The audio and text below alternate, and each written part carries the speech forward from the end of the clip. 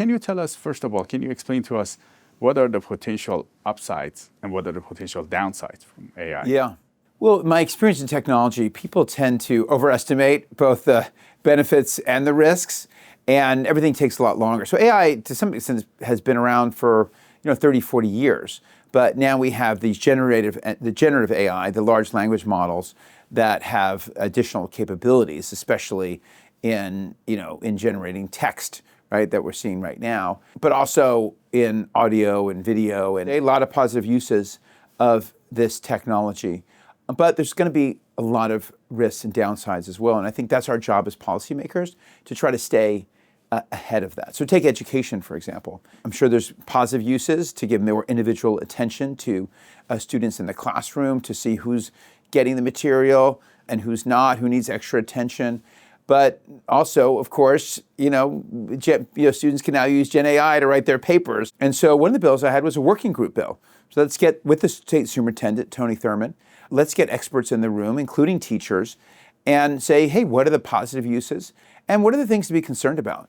And if you're a teacher and you don't want your students to use AI to research or write papers, how do you know, right? What can you do to tell? How can we educate teachers about what's happening and what's the latest? So that's an example of a bill. We say, hey, we don't know the right answer yet. Let's get together and try to figure it out. But I also had a bill on transparency, because it's become increasingly clear that we do need to know what was created by AI or not. And that's happened in our election system, for example. We're very concerned, right, appropriately so, about election disinformation. Someone could generate a video of you, a video of me saying that wasn't me, saying something that I didn't actually say. Okay, how do people know that was AI or not? There's stories, it was already almost a year ago, where a family got a call from their son who got into a car accident. He put his attorney on, they wired money, and it turns out it wasn't their son at all. They had used AI tools available to just for a few seconds to copy the son's voice. And that's all really scary stuff. So we need transparency. And so it just passed a bill, the governor signed, the most comprehensive AI transparency bill probably in the world at this point, because it actually has labeling of content, but also detection tools. So it requires the big Gen AI companies to have AI detection tools with an API, which means that somebody can aggregate them, and you could you go to one place and see, was this created by any of the large Gen AI providers? So that's a big accomplishment, but it's still a start, because we're in the petri dish, early phase of this technology. So we got to try to be thoughtful, try to stay ahead of the game, and try to anticipate what some of those risks are. I mean, one other example, a bill that I passed that the governor signed is called Physicians Make Decisions. Because what's been happening is healthcare, only happens in the US, by the way, healthcare companies deny care. So a doctor says, hey, this treatment's needed, and it gets denied. That doesn't happen in other countries, by the way. And so over 40 million denials happen in the US, but what was happening is increasingly they're using technology to make those decisions rather than physicians making the final decision. So they're doing analytics and data with data and exactly. analyzing Right. Yeah, and coming up using algorithms to somehow come up with a conclusion that treatment's not warranted. And we said, hey, that can be an input into a decision, but we want physicians to ultimately be making that decision. So I passed a bill, the Physicians Make Decisions Act, because we want the physicians to make the decisions. So those are just three very specific examples of things that I passed just this year to address important issues like education, like transparency, which is affecting all of society potentially, or this Physicians Make Decisions Act, very, very, very targeted. Yeah. Now, with transparency, how would that work? Would average people be able to know that this is a fake one? Is there a way to tell, okay, this video is fake, or this is made by AI and this is not?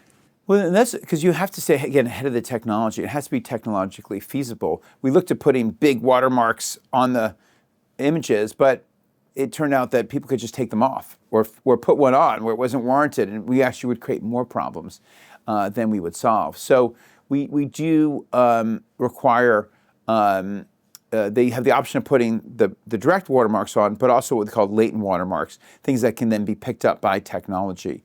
And so then other platforms can come in and find out that this is a fake one. Yeah, when it gets posted somewhere. Right, because we require all the big Gen AI companies now to have AI detection tools, but we also enable now this one-stop shop. So the idea is you go to one place and you could upload a video, and they'll see, hey, was this created by any of by the Gen AI companies or not, right?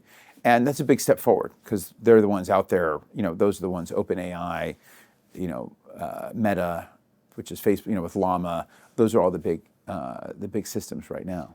Now, where do you see this going? Does it look like it's going to replace a lot of jobs and kind of take over a lot of functions? You mentioned the doctors. Yeah. And do you think this is going to get to a place? Because some celebrities, some actors were very concerned about, and they were rallying behind one of the laws that was going to pass, which didn't get signed by the governor. But where do you think this is going?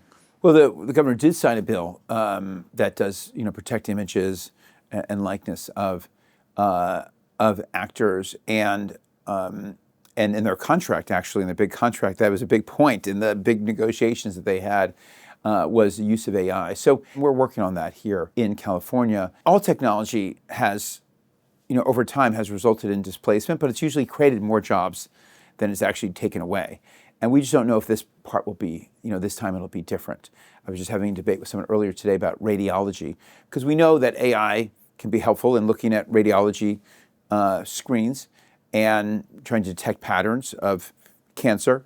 But will that just be an input into a radiologist's decision, or will it take the job? Actually, replace radiologists in some way? I mean, I think you're still going to want the human there ultimately looking at it. I think it's going to be more of an input. But it will. Some jobs I'm sure will be affected, and the question is, can we have to be ahead of that? And then, will more jobs be created? And if not, how do we handle that, right? How do we create, not just a safety net, but more of a trampoline, right? If someone comes out of the workforce, we have the training to get them back in.